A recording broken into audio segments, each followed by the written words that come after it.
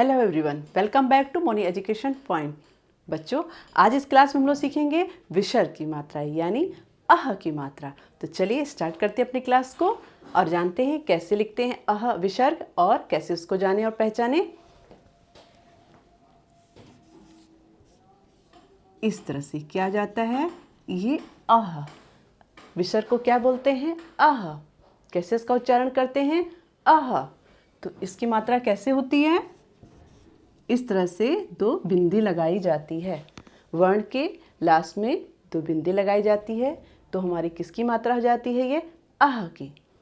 इसका उच्चारण कैसे करते हैं, आह। जैसे हम वर्ण की बगल में हमने दो बिंदी लगा दी तो हम क्या बोलेंगे, कहा। कैसे बोलेंगे, कहा। यानी लास्ट में किसका आवाज़ आ रही है, ह की आवाज़ आ रही है ना। तो किसकी मात्रा हो जाती है, ये अह। इसको क्या बोलते हैं, विसर्ग भी बोलते हैं।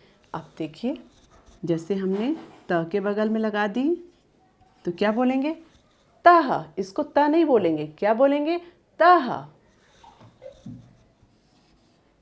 प के बगल में लगाई तो क्या बोलेंगे, पह। पह। प नहीं, क्या बोलेंगे, पह। तो लास्ट में देखिए किसकी आवाज़ आ रही है, ह की आवाज़ आ रही है ना। तो ये हमारी किसकी मात्रा हो गई, ये हमारी हो गई अह की मात्रा।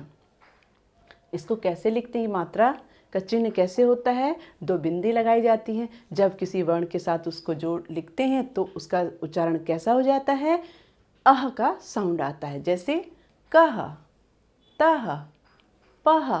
अधिकतर इस मात्रा का प्रयोग संस्कृत में होता है। हिंदी में इस मात्रा का प्रयोग बहुत कम किया जाता है। अधिकतर हमको ये मात्राएं संस्कृत में देखने को मिलती हैं, लेकिन हमें ये पता होना चाहिए कि इस मात्रा का प्रयोग कैसे किया जाता है और कैसे इसको बोला जाता है। जैसे अब हमने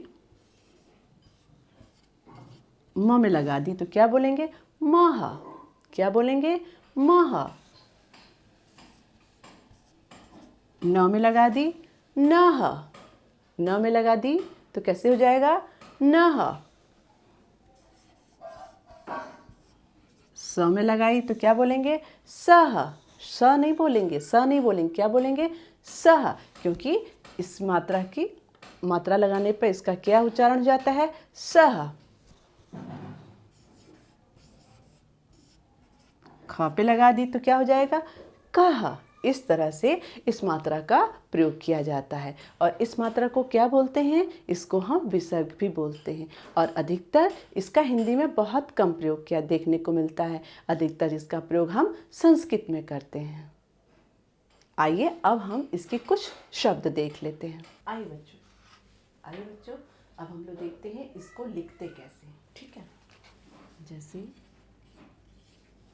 न मह, नमः। क्या बोलेंगे, नमः।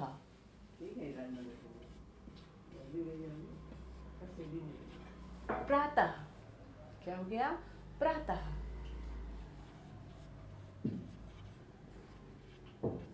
प्रायः, प्रायः। क्या हो गया, प्रायः। छः,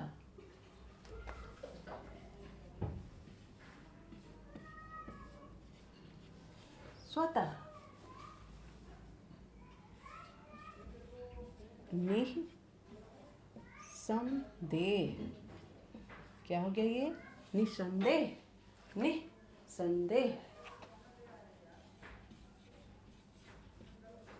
विशेषतः, विशेषतः। क्या हो गया ये, विशेषतः। तो ये इस तरह से इन शब्दों का हम प्रयोग करते हैं। जब हम इन शब्दों को इस तरह से लगाते हैं तो इसका उच्चारण कैसे किया जाता है, जैसे नमः, प्रातः, प्रायः, छः, स्वतः, निसंदेह और विशेषतः।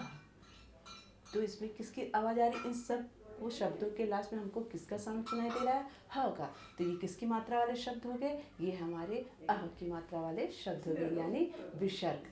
चलिए अब हम और शब्द देख लेते हैं और उनको क्या कहते हैं ये भी हम देखते हैं। आइए बच्चों, अब हम अह की मात्रा वाले शब्द देख लेते हैं और साथ ही ये भी देखेंगे उन्हें कहते क्या है, ठीक है। तो चलिए देखते हैं। प्रातः, प्रातः मैंने सुबह।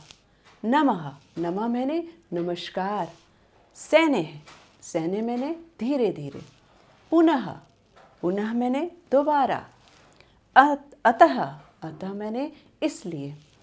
अंततः, अंततः मैंने आखिर में। तो इसमें किसकी आवाज़ हमें सुनाई दे रही?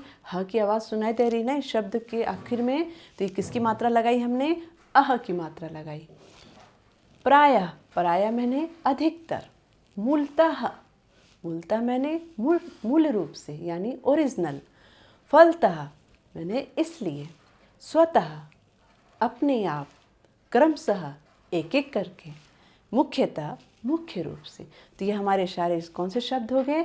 ये हमारे अह की मात्रा वाले शब्द हो गए। तो ये हमारे अह की मात्रा वाले शब्द यानी विसर्ग। तो ये हो गया हमारे अह की मात्रा वाले शब्द। आई होप कि आप लोगों को समझ में आ गया होगा कि अह की मात्रा का प्रयोग कैसे किया जाता है और कहाँ इसको लगाने पे कैसे उसका उच्चारण किया जाता है। तो आज की क्लास को मैं यहाँ ओवर करती हूँ। फिर से मिलेंगे एक नए सब्जेक्ट और नई क्लास में। तब तक के लिए बाय एंड टेक केयर। अगर आपको मेरा वीडियो अच्छा लगा होगा तो प्लीज़ इसे लाइक एंड सब्सक्राइब ज़रूर करेगा। Thank you so much.